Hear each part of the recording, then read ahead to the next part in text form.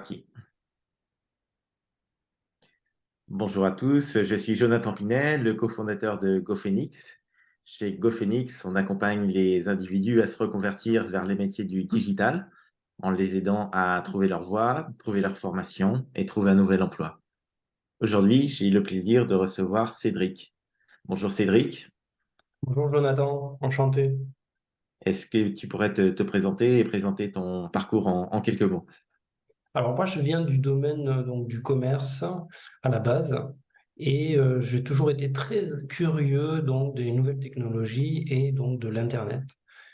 J'ai travaillé pendant 20 ans en tant que commercial, ingénieur commercial et je me suis intéressé donc à Internet complètement par hasard.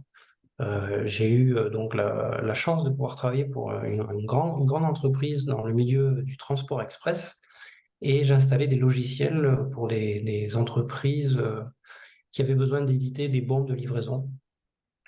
Et il s'avérait qu'on utilisait déjà un site internet pour ça, et on était dans les années 2002 à peu près.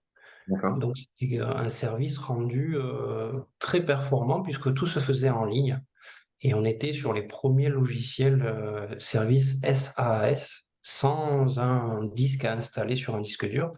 Donc c'était vraiment impressionnant à faire. Et donc du coup, j'ai découvert le milieu de l'hébergement, du logiciel, via un métier du transport express. Rien à voir avec Internet. D'accord. Et du coup, ça m'a amené à beaucoup de curiosité. Je voulais savoir comment ça fonctionnait. Et j'avais l'intention d'investir une formation.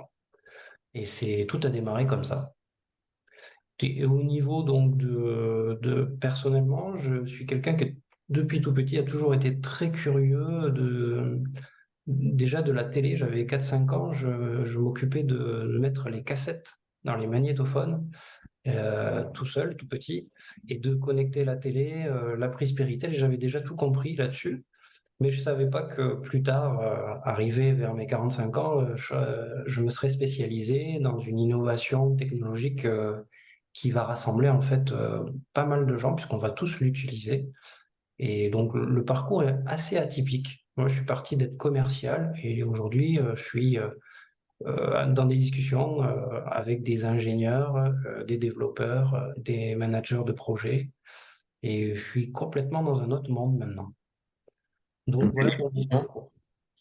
Donc, tu as découvert ces nouvelles technologies sur le tard, si j'ose dire.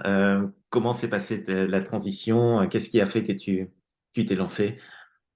Alors, la transition, elle s'est faite assez brutalement suite à une perte d'emploi.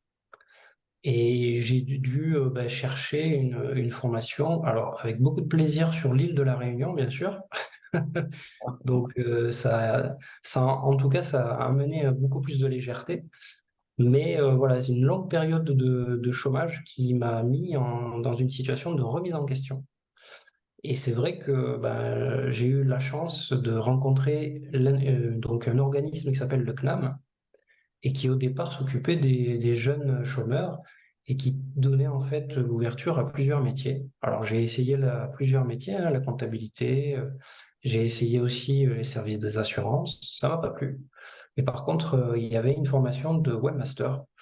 Et donc, suite à ce chômage, en fait, c'est le chômage qui a déclenché une remise en question de mon propre profil. Et puis, j'ai eu l'idée en tant que commercial, à l'époque, je me suis dit, le commerce va forcément transiger vers l'Internet. Et c'est là où est apparu les premiers sites e-commerce, entre autres Amazon et d'autres, et bien d'autres sites e-commerce. Je me suis dit, c'est là-dedans qu'il faut se lancer. Parce qu'on est entre le commerce et l'Internet, il y aura le e-commerce. Donc je me suis lancé, je me suis dit, autant connaître techniquement comment ça se passe, comme ça, les clients, ils vont me faire confiance beaucoup plus facilement. C'était l'idée. Tu as Donc une voilà. formation en webmaster et tu ne t'es pas arrêté là puisqu'aujourd'hui tu travailles dans la blockchain. Comment tu as découvert ce domaine? Alors oui, alors ça c'est une très bonne question. J'ai la particularité de m'ennuyer très rapidement et je me suis rendu compte que Webmaster m'ennuyait en fait au bout du compte. Et je ne trouvais pas trop l'intérêt d'Internet à cette époque. Je parle de l'époque c'était en 2005. je trouvais pas trop l'intérêt d'Internet. Je voyais bien qu'on facilitait les communications, les échanges, je voyais bien que c'était intéressant pour ça, mais j'y voyais pas encore un intérêt profond, ça me motivait pas encore assez.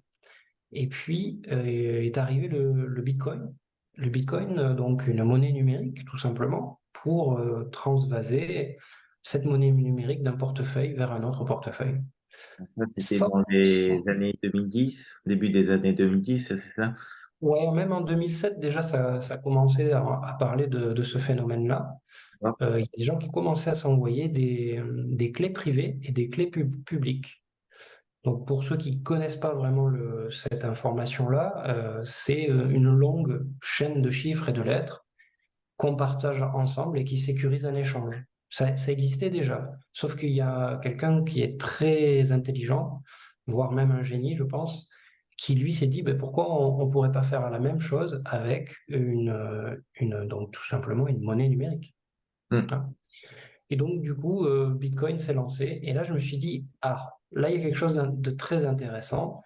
C'est qu'avec ce système-là, on peut créer une révolution. C'est-à-dire qu'on peut devenir autonome.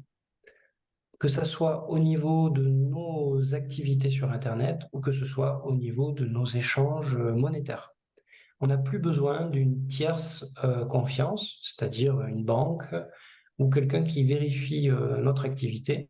On peut faire ça en toute liberté avec des échanges sécurisés et Bitcoin m'a beaucoup intéressé. Et alors au début, je n'avais pas trop compris hein, comment ça fonctionne. Il y a une explication, il y a un livre blanc pour ça. Et donc voilà, je me suis intéressé à la monnaie numérique et c'est venu avec la formation de webmaster parce que ben, entre amis, entre collègues ou apprenants, on a commencé à parler d'innovation pour aller un peu plus loin que le métier qu'on était en train d'apprendre. Et on est tombé là-dessus. On est tombé là-dessus. Ça parlait pas encore de l'intelligence artificielle, mais effectivement, tout a démarré comme ça, par un simple accès à un centre de formation. Très bien.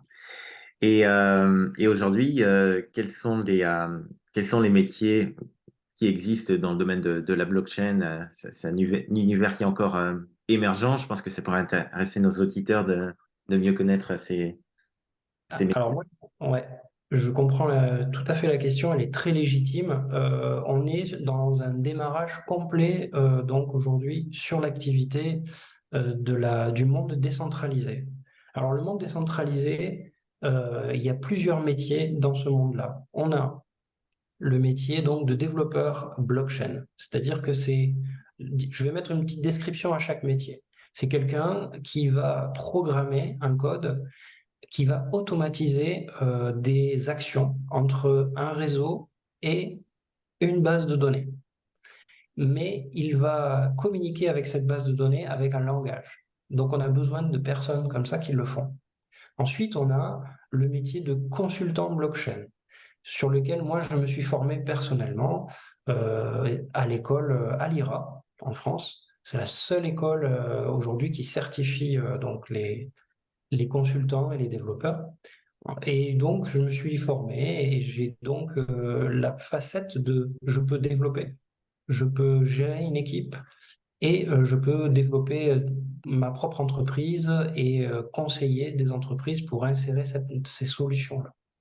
Ensuite, on a le métier aussi donc de celui qui va en fait préparer un projet au niveau donc de la tokenisation. Et là, on a besoin de gens pour ça. Alors la tokenisation, pour faire très rapidement, pour le public du podcast, c'est principalement dire combien de tokens je vais allouer dans mon projet pour les gens qui développent le projet, pour les gens qui distribuent le projet au niveau marketing. C'est une forme de distribution de la richesse du projet. Et ensuite, vous avez des métiers en futur qui vont arriver, qui ne sont pas encore typiquement dans l'information, c'est les métiers de la finance, donc au niveau de l'analyse de données. On va avoir de plus en plus de gens qui vont accompagner les comptables pour pouvoir donc certifier un bilan comptable ou une transaction d'entreprise vers la déclaration. Et ça va demander d'utiliser la blockchain. Et pour ça, on va avoir des conseillers là-dessus. C'est un métier en devenir qui n'est pas encore, la formation n'est pas encore établie, mais elle est en préparation. Et c'est quelque chose qui va être courant et commun demain. C'est très intéressant de se remettre en question dans son niveau professionnel. Il y a quelques années, on pouvait travailler pendant 30 ans, 40 ans dans la même entreprise. Aujourd'hui, c'est pas qu'on n'est pas fidèle, c'est juste que le monde, il évolue tellement vite qu'il y a des métiers qui vont disparaître et qu'on est obligé de passer à autre chose et de se former. Donc, le métier de la formation et de l'accompagnement a un grand avenir. Et dans le milieu de la blockchain, on a à peu près 4-5 métiers qui sont en train d'arriver et qui vont être très utiles pour les entreprises, les banques, les institutions. Voilà. Très bien. Est-ce que tu pourrais nous donner un exemple de projet sur lequel tu travailles en tant que consultant blockchain? Oui. C'est un Alors, projet concret. j'ai la chance d'avoir participé à un projet écologique qui lie la blockchain. D'accord? Donc, en fait, c'est très intéressant comme projet parce que, par exemple, toi, Jonathan, tu es investisseur, par exemple, et tu décides d'investir pour avoir en retour des intérêts. Donc, jusqu'ici, il n'y a rien de nouveau.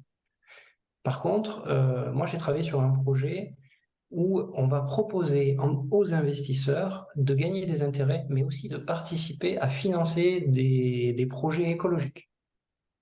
Ça peut être des entreprises qui se créent, ça peut être de ramasser des déchets au bord de la mer.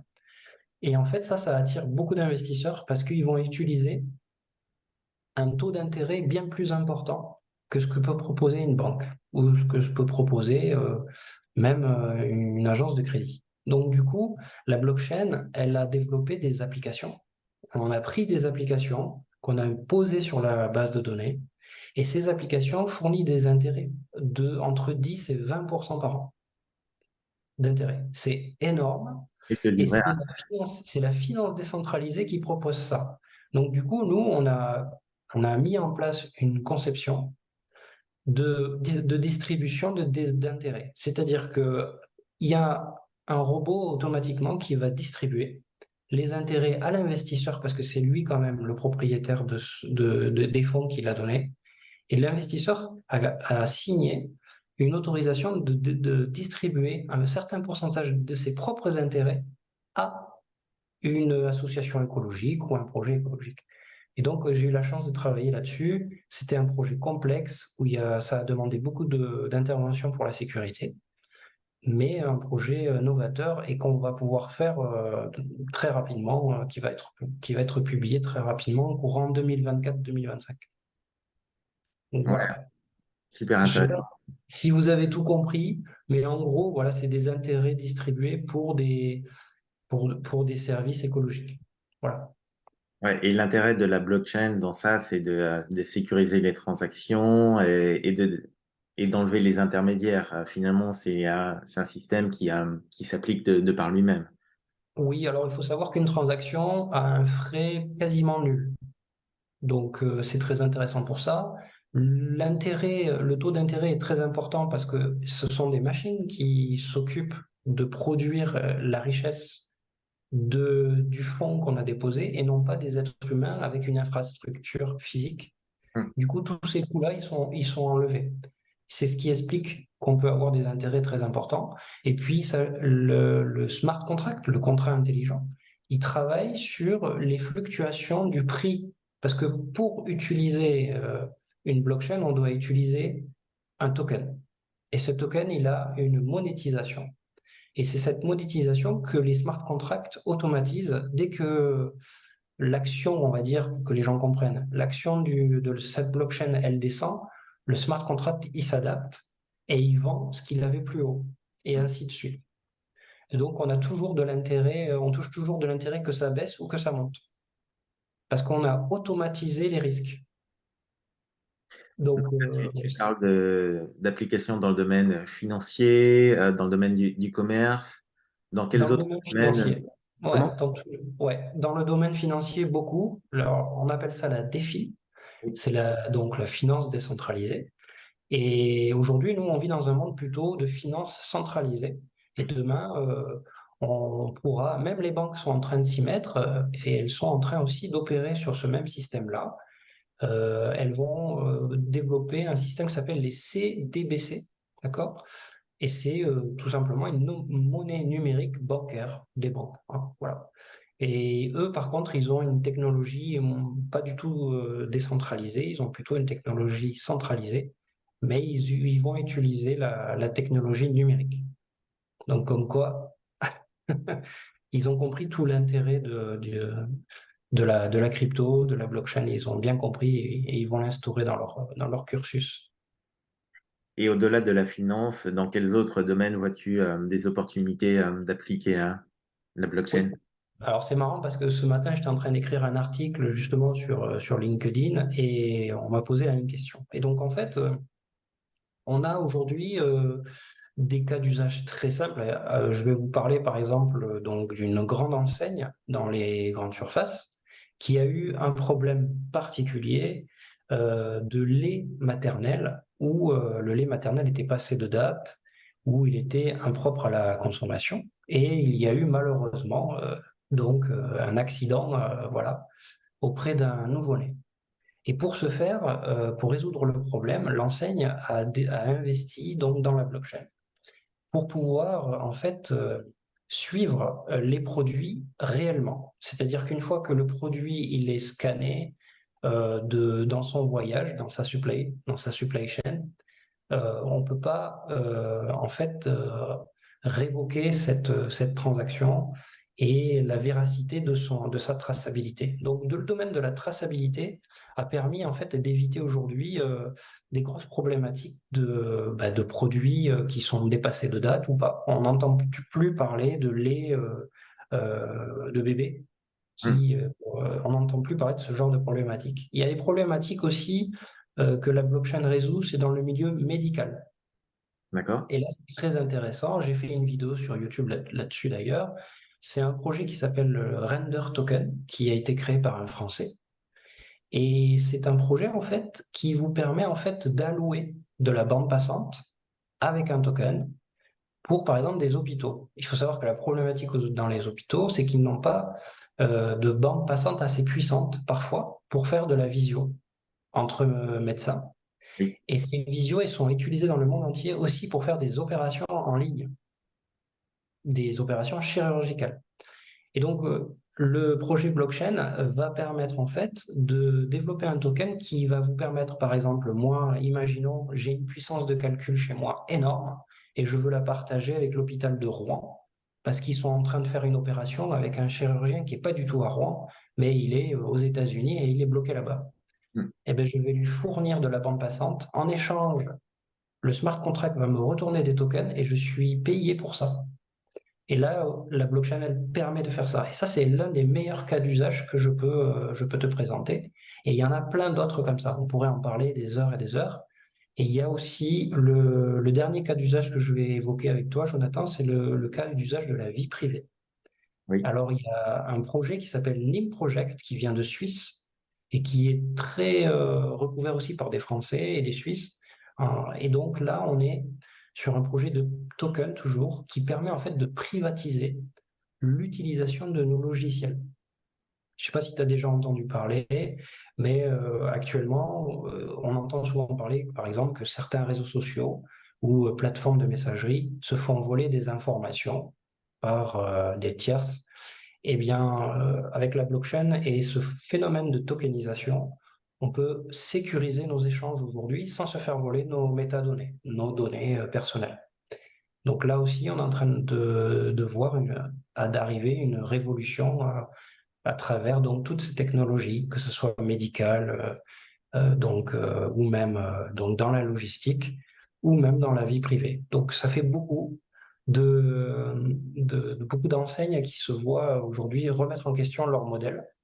Et donc, du coup, c'est tant mieux pour les gens, pour le monde, la population, parce qu'on s'occupe d'eux pour que ça soit meilleur et moins intransigeant au niveau donc, de la vie privée, par exemple. Je trouve ça très intéressant. Absolument. Voilà les cas d'usage. Et une dernière question pour conclure. Quels seraient tes conseils pour les personnes qui souhaitent se reconvertir dans la blockchain? Alors ça, j'en ai plusieurs, mais le premier, c'est de ne pas, en tout cas, ne pas se dépêcher à vouloir donc changer de métier. C'est D'accord? déjà bien s'informer des possibilités qu'on a dans son propre pays. Moi, je prends mon exemple, mais j'ai mis 3 ans avant de pouvoir faire ma formation, alors que je voulais la faire de suite. Donc, prendre son mal en patience et surtout et surtout ne oser appeler les personnes qui ont déjà fait ça, qui ont déjà eu la possibilité de pouvoir se réorienter pour savoir comment ça se passe. Et si cette personne est dans le même projet que nous, tant mieux. Voilà le conseil très simple que je donnerais parce qu'on peut très vite s'emballer et se retrouver en fait à faire quelque chose une nouvelle fois sur lequel on n'est pas forcément en adéquation ou notre vie n'est pas en adéquation aussi par rapport au projet qu'on a. Donc bien s'investir sur le temps qu'on va mettre sur un projet professionnel. Donc, bien explorer le domaine avant de s'y lancer. Ouais. Ouais, tout à fait. Voire le tester même. En France, on a la chance de pouvoir faire des stages d'1 semaine pour tester un métier. Donc je trouve Super. que c'est intéressant. Merci beaucoup, Cédric. De rien.